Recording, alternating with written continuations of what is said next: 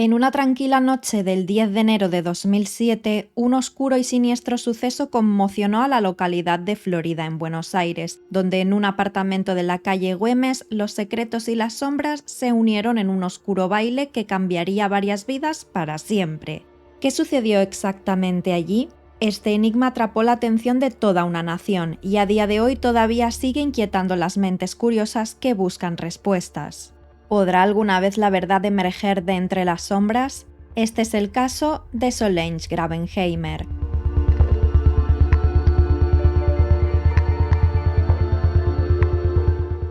En el corazón del barrio de Vicente López, sobre la calle Güemes, la casa que lleva el número 2280 es de fachada recta y los marcos de las ventanas son de color verde. En este edificio compartían apartamento las amigas Solange Gravenheimer y Lucila Fren, desde el 31 de octubre de 2005.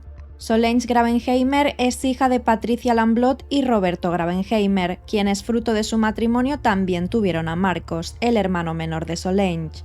Solange, a quien también apodaban Sol, y Lucila se habían conocido en la escuela secundaria y desde entonces se habían hecho amigas inseparables. Cuando terminaron el instituto, Sol decidió estudiar administración hotelera en el Instituto Terciario La Suisse, mientras que Lucila probó suerte en la carrera de letras de la Universidad de Buenos Aires, pero 2 años después se cambió a diseño de imagen y sonido. Estar estudiando carreras distintas no las distanció, y es por esto que las dos amigas decidieron irse a vivir juntas, cosa que a nadie le resultó extraño, puesto que tenían una relación prácticamente como de hermanas. Para el momento de los hechos, Sol tenía 21 años, era extrovertida y compartía sonrisas con todos. Lucila, conocida como Luli, también tenía 21 años y al contrario que Sol, ella era una joven mucho más tímida y reservada. De hecho, eran tan opuestas que todos pensaban que por eso se llevaban tan bien.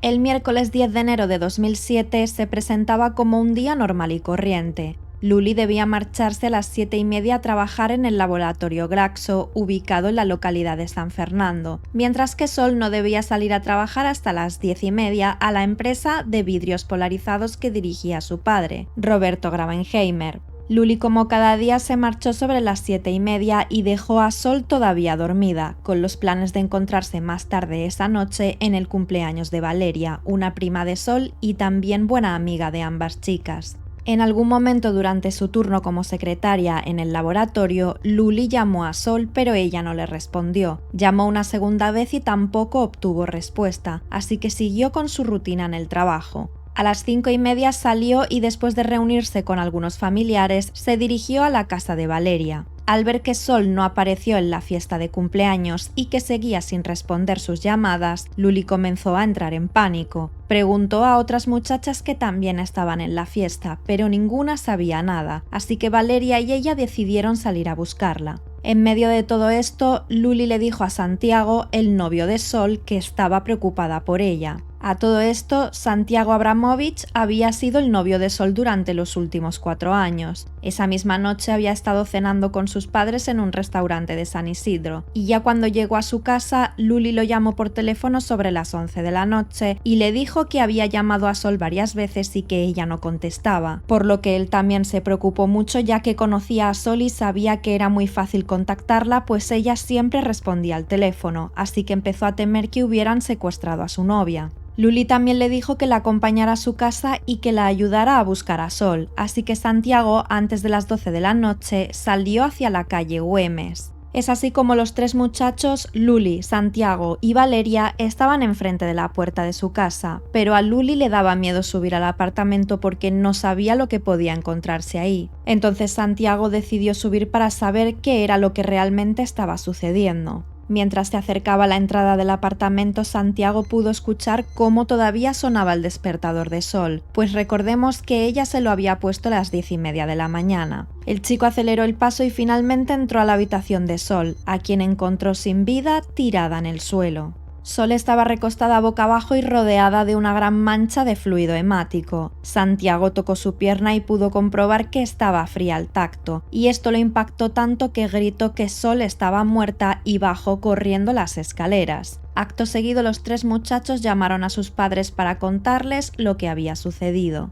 El primero en llegar a la calle Güemes fue el padre de Santiago, quien también subió al apartamento de las chicas y pudo ver cómo el cuerpo de Sol yacía sin vida en su habitación, entre la mesita de noche y la cama. Le tomó el pulso en el cuello y no pudo percibir ninguna señal. Lo volvió a intentar en la muñeca y lo mismo, no percibía constantes vitales. Además se dio cuenta que Sol estaba fría como el mármol. Su pijama estaba manchado casi por completo de rojo y tenía 4 heridas en el cuello. 15 minutos después llegó la madre de Sol junto con la policía, la unidad forense y el médico de guardia de San Isidro, Eugenio Aranda. Según el forense, la hora estimada del deceso había sido entre la 1 de la madrugada y las 7 de la mañana de ese miércoles. Este detalle de la hora daría lugar a varias discusiones después, por lo que presten atención a este dato. El resto de los peritos también comenzaron a llegar, apagaron el despertador que seguía marcando las 10:30 y empezaron a recoger cualquier muestra que pudiera llevarlos hacia él o los asesinos de Sol. Cuando el padre de Santiago llegó a la calle Güemes, Luli lloraba mientras abrazaba a Pablo, un exnovio suyo que se acercó al lugar, pero más tarde, cuando ella fue a declarar a la comisaría, su actitud parecía ser distinta a la del resto, pues mientras que a algunos les pareció demasiado fría, otros pensaron que simplemente se encontraba en shock por la muerte de su mejor amiga. Pero de repente el padre de Santiago recordó cómo su empleada doméstica había tenido una discusión con Sol justo la noche anterior. Esta mujer se llamaba Esther Berta Almirón, tenía 48 años y era una de las 2 mujeres del servicio doméstico que la familia Abramovich tenía en casa, pero al parecer no se llevaba bien con Sol, supuestamente porque Santiago le había comentado que siempre trataba de evitar a Esther porque ella había intentado seducirlo en más de una ocasión.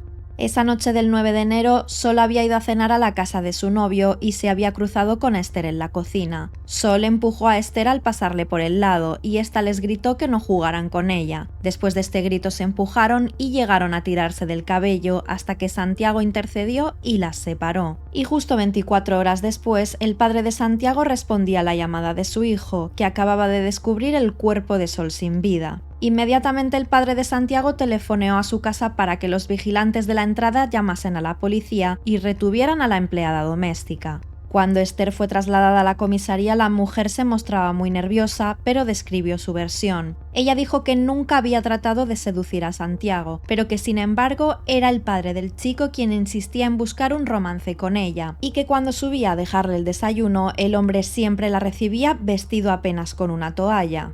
Pero llegó el informe de la autopsia, en el cual constaba que Sol había fallecido como consecuencia de las puñaladas en el cuello y del estrangulamiento. No obstante, la investigación quedó estancada durante 4 meses, ya que no existían pruebas suficientes como para determinar un sospechoso.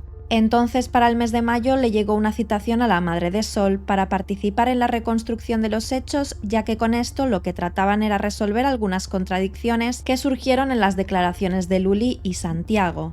Mientras se llevaba a cabo la reconstrucción, el fiscal los seguía de cerca. Luli había ido como testigo, pero a medida que pasaba el tiempo, su semblante iba cambiando. Los investigadores vigilaban cada movimiento, cada palabra, su tono de voz y si había algún cambio en su mirada. Por alguna razón el fiscal empezó a sospechar de Luli. Ya sea por sus años de experiencia o por sus ganas de avanzar en el caso, la cuestión es que comenzó a ser más duro en sus indicaciones y presionó cada vez más a Luli. Lo que trataba de averiguar el fiscal es si el día de los hechos Luli había subido hasta la habitación de Sol junto con Santiago o si él había subido solo. En un momento dado, Luli afirmó que sí había subido poco después de que Santiago estuviera allí. Pero por otro lado, Santiago afirmaba que Luli jamás había subido y que nunca estuvieron los dos juntos en la habitación de Sol. Mientras que Luli no sabía cómo explicar la situación porque estaba nerviosa y no recordaba bien cómo habían sido los hechos exactamente, Santiago seguía asegurando que no sabía si ella había subido después de que él había bajado para llamar a su padre, pero que en la habitación de Sol él estuvo solo en todo momento.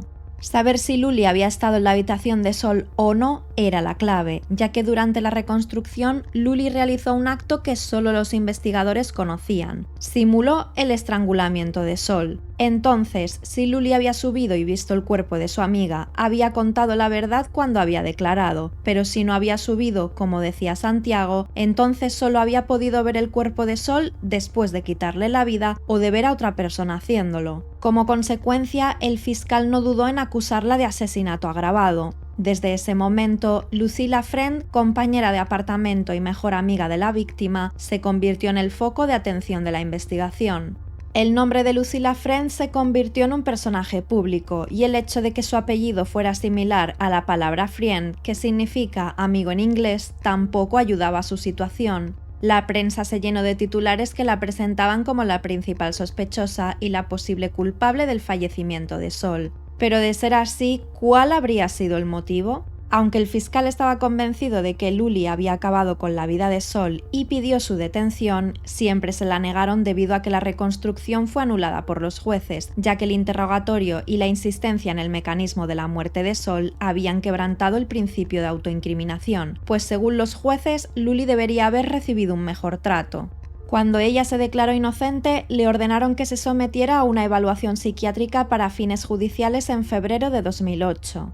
En noviembre de 2009, mientras se esperaba la fecha del juicio, Luli se marchó de viaje por Europa para, según su madre, alejarse del ambiente negativo que rodeaba a su hija. La acusaron de escapar, pero frente a esto sus abogados explicaron que Luli no había recibido ninguna restricción por parte del tribunal hasta el inicio del juicio. En este punto, mucho se estaba debatiendo en la investigación. La hora de la muerte, como les mencioné antes, fue objeto de un amplio debate. Algunos investigadores indicaron que Solange había perdido la vida entre la 1 de la madrugada y las 7 de la mañana, mientras que otros ampliaron el plazo hasta las 9 de la mañana. Si bien la mayoría se centraba en la culpabilidad de Lucila Friend, su defensa se preparaba para exponer a otros sospechosos durante el juicio, los cuales eran los siguientes. 1. Un obrero que estaba trabajando en la construcción al lado del apartamento donde vivían y que había sido contratado por la dueña del edificio. Según las investigaciones, los obreros podían tener acceso al departamento por medio de una puerta que no tenía llave y cerraba hacia afuera. Las dos amigas habían permitido que uno de los obreros entrara para que hiciera algunos trabajos de mantenimiento. 2. La empleada doméstica con quien Sol había tenido un altercado. Según Lucila, Sol había llegado alterada a casa porque había tenido una discusión muy fuerte con esta mujer. 3. La hipótesis de un crimen de carácter mafioso, ya que Luli le comentó a la policía que Sol siempre traía a casa la recaudación del negocio de vidrios polarizados. 4. El exnovio de Luli, Pablo Barreda, con quien habían tenido un altercado en 2006. 5. El novio de Solange, pues según Luli, Santiago tenía problemas con varias sustancias. 6. El hijo de los dueños del apartamento. Según la madre de Luli, era necesario investigar al hijo de los dueños ya que contaba con antecedentes psiquiátricos.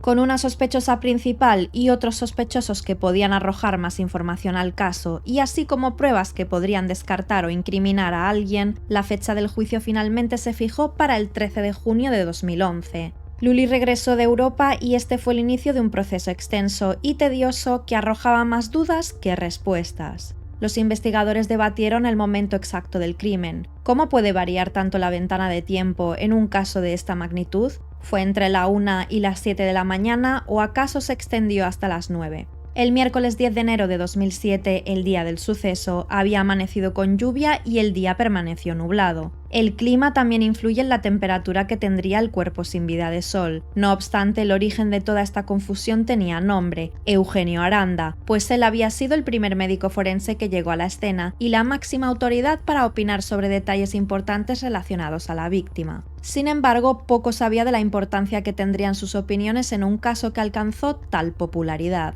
Durante el juicio, el forense Eugenio Aranda afirmó que no llevaba un termómetro, y es por esta razón por la que su afirmación sobre la hora de la muerte fue puesta en duda. Además, hubo otro fallo cuando durante la autopsia se extrajo el humor vitrio, que es una muestra tomada del globo ocular para calcular la hora del deceso, pues dicha muestra se contaminó y tuvo que ser desechada. Ante el juzgado comparecieron 8 peritos médicos. 6 de ellos dijeron que el crimen podría haber sido cometido después de las 7:30 de la mañana, es decir, después de que Luli se hubiera marchado a trabajar. Los otros 2 mantenían el horario que había establecido inicialmente Eugenio Aranda, quien fue acusado de falso testimonio, pero finalmente quedó absuelto. En este punto, fue la madre de Sol quien ofreció una mejor descripción del cuerpo. Según su testimonio, ella le levantó la pierna a su hija y estaba dura. La pierna se alzó entera y no se flexionó la rodilla. Apenas había podido moverla 1 milímetro, pero no hizo el intento de levantarla porque estaba dura y rígida en el suelo. Entonces se debatió incluso que el médico forense había tenido dificultades para explicar si la rigidez del cuerpo era irreductible o con rigidez completa irreductible. Es decir, el forense no pudo explicar si el rigor mortis en el cuerpo estaba en etapa temprana o si la rigidez del cuerpo ya estaba en la última etapa. A partir de la declaración de la madre de Sol, los jueces destacaron que la rigidez sería completa, pero no necesariamente irreductible o irreversible. Sin embargo, no contaban con lo necesario para llegar a una conclusión.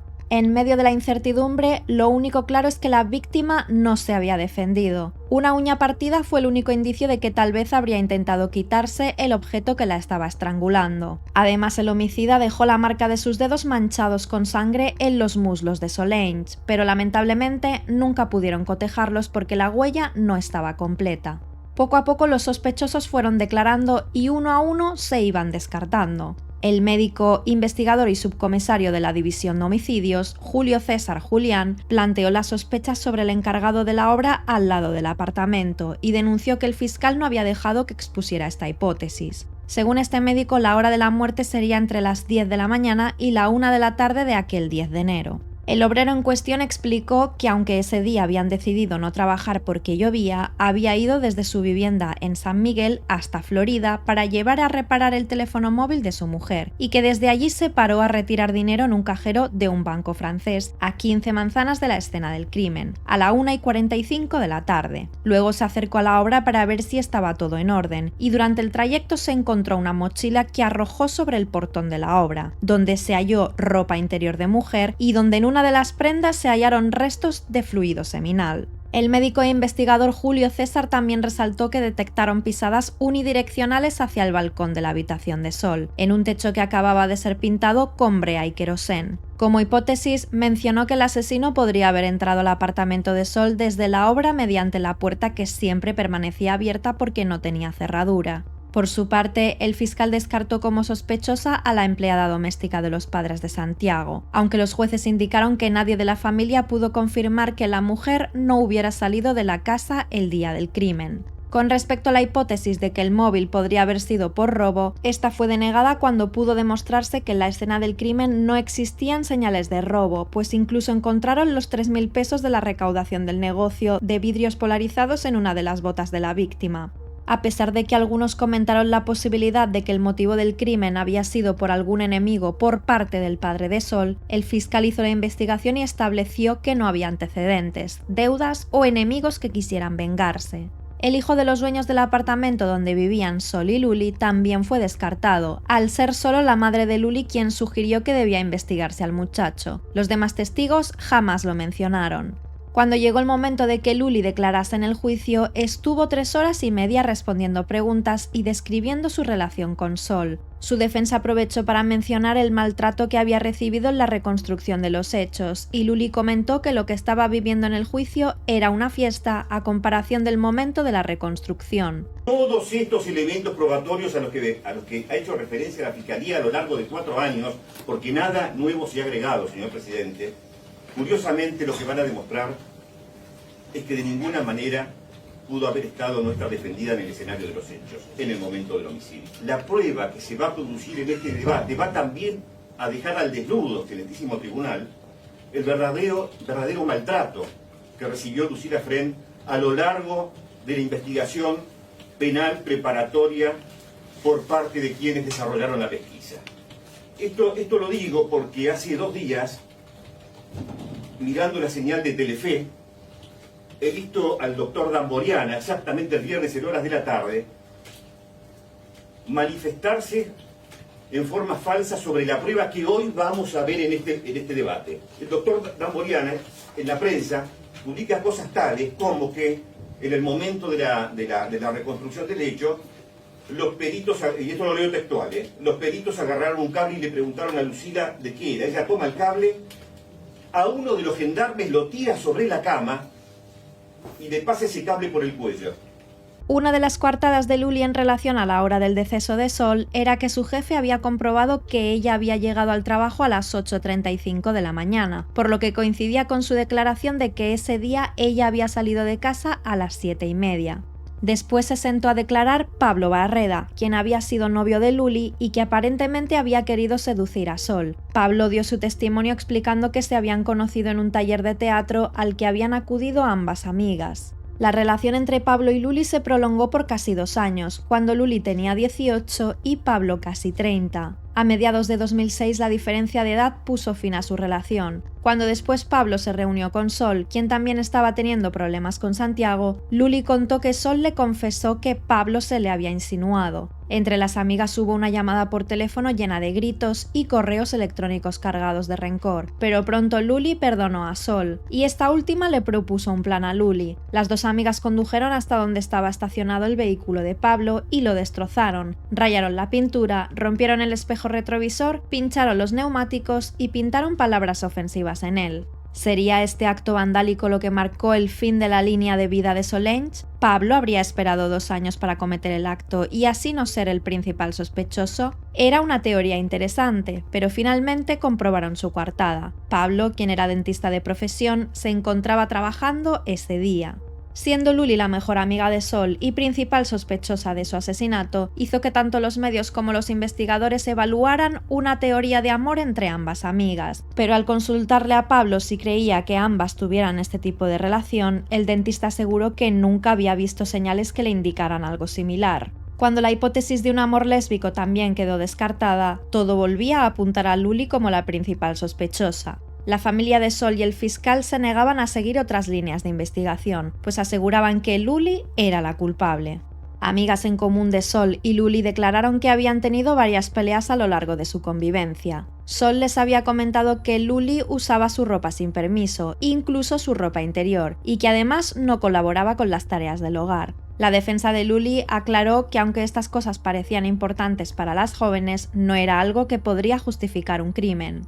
Durante el juicio tampoco se pudo definir cuál había sido el arma homicida que había dejado varias heridas mortales en el cuello de Sol. La técnica forense solo pudo determinar que fue un elemento más punzante que cortante. Los investigadores también presentaron pruebas de que el crimen podría haber sido cometido por alguien zurdo, y Luli era zurda, desde atrás o alguien diestro desde adelante. Esta hipótesis se basaba en que la mancha de sangre en la cama de la víctima indicaba que los hechos habían ocurrido ahí mismo. En la morgue buscaron moretones de sangre coagulada que se asientan de acuerdo a la fuerza de gravedad y que aparecen en las piernas 12 horas después del fallecimiento, y en el cuerpo de Sol había 2 tonos de demacraciones, lo que indicaba que había estado en 2 posiciones. La primera posición fue en la cama y la segunda en el suelo, donde estuvo durante más tiempo. La hipótesis era que el asesino había movido el cuerpo algunas horas después del suceso, y las manchas de sangre que estaban en las piernas de la víctima indicaban que la había cogido por las piernas para arrastrarla. ¿Esto significaba que el homicida había permanecido todo ese tiempo en la escena o había salido y regresado nuevamente para mover el cuerpo? Los acusadores seguían ofreciendo varias hipótesis que inculpaban a Luli porque las puertas de entrada no estaban forzadas, por lo que el culpable debía tener llaves del apartamento. Sin embargo, la defensa expuso que la puerta del balcón no estaba cerrada con llave. Pero a pesar de existir la posibilidad de que el culpable pudiera colarse por el balcón, en el apartamento no se encontraron rastros de hojas, agua ni tierra cerca de la puerta para un día lluvioso como ese. En la escena del crimen también se encontró un cabello manchado de sangre que correspondía a 2 personas. Una de ellas era Sol, pero no pudieron identificar quién era la otra persona. Lo cierto es que esa sangre no pertenecía a Luli. No obstante, la pregunta que a todos continuaba intrigando era ¿quién tenía motivos para arrebatarle la vida a Sol? Después de un extenso y mediático juicio que demostró varios fallos del sistema, múltiples sospechosos descartados y una diversidad de historias en todos los medios de comunicación, la sentencia se leyó el 12 de julio de 2011. Una gran concurrencia de familiares, amigos y periodistas llenó la sala cuando 4 años después del suceso, Lucila Friend era juzgada, pero el veredicto final sería impactante. Un funcionario leyó en tono monótono que Lucila Fren había sido absuelta por unanimidad por falta de pruebas contundentes. ¿Pero acaso la justicia se equivocaba? De todos modos, la familia Fren celebró el poder dejar atrás varios años de angustia, mientras que la madre de Sol lloraba desconsolada. La prima, Valeria, logró acercarse a Luli para gritarle que era una asesina y que eso quedaría en su conciencia. Entre el rugido colectivo se pedía silencio, pero ya nada importaba. Por unanimidad se pronuncia por el veredicto absolutorio.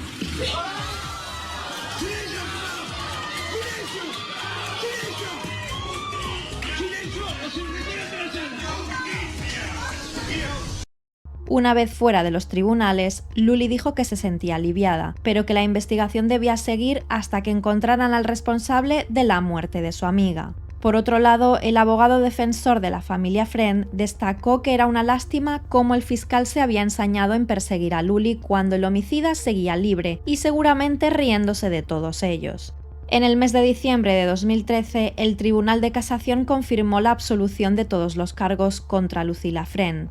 La historia del asesinato de Solange Gravenheimer es un rompecabezas oscuro y enigmático que sigue sin resolverse. A pesar de los esfuerzos de los investigadores y la fiscalía, las sombras de la incertidumbre siguen acechando este caso. En el centro de este misterio se encuentra Lucila Fren. Aunque fue absuelta por la justicia, su participación en la reconstrucción del crimen y otros detalles inquietantes la mantienen bajo sospecha. ¿Fue Lucila Fren víctima de un error judicial o una astuta asesina? Los investigadores exploraron cada rincón del apartamento, buscando pistas que pudieran arrojar luz sobre este brutal asesinato. La puerta del balcón abierta, los posibles enfrentamientos de Sol con otras personas y la mano utilizada para cometer el crimen son solo algunas de las incógnitas que rodean este caso. Las preguntas se multiplican. ¿Fue un acto impulsivo o un plan maestro? ¿Cómo pudo el asesino entrar y salir sin dejar rastro? ¿Acaso había más personas involucradas en esta oscura trama? Mientras tanto, el reloj sigue avanzando y el calendario marcando los años que han pasado desde aquel fatídico día, pero el misterio persiste. ¿Cuál era la clave que faltaba para descubrir la verdad detrás del asesinato de Solange Gravenheimer? ¿Hasta dónde se extienden las sombras del misterio?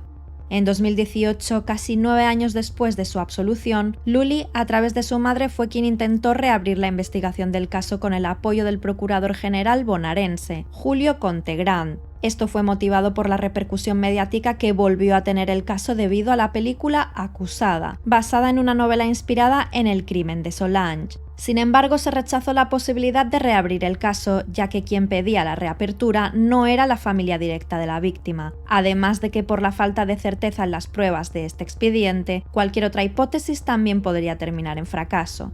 En 2021, la madre de Luli y su abogado volvieron a reunirse en la Fiscalía General de San Isidro con el fiscal general John Broyat, quien les reiteró que no se podía reabrir el caso y menos aún si no lo pedían los padres de la víctima. Una fecha crucial llegó en enero de 2022, cuando 15 años después el crimen prescribió, dejando el asesinato de Sol sin justicia ni alivio. Aunque él o la culpable apareciera con el arma y confesando el crimen, ya no habría sentencia alguna, ya no hay nada que hacer al respecto. En los últimos años se supo que Luli había rehecho su vida en Europa, alejada de Argentina, motivo por el cual fue su madre y no ella quien acudió a las reuniones para intentar reabrir el caso de Solange Gravenheimer. La madre de Luli contó públicamente que se comunica en las redes sociales a través de un seudónimo y que no volvieron a verla desde la emergencia sanitaria, pero que por ahora vive en España. El caso de Solange Gravenheimer, una joven cuya vida se apagó en circunstancias misteriosas, sigue siendo un enigma envuelto en sombras. ¿Será algún día revelada la verdad detrás de este crimen? ¿O permanecerá para siempre como un oscuro enigma sin resolver en la historia criminal de Argentina? La intriga persiste y las respuestas, por ahora, siguen escapando a nuestro alcance.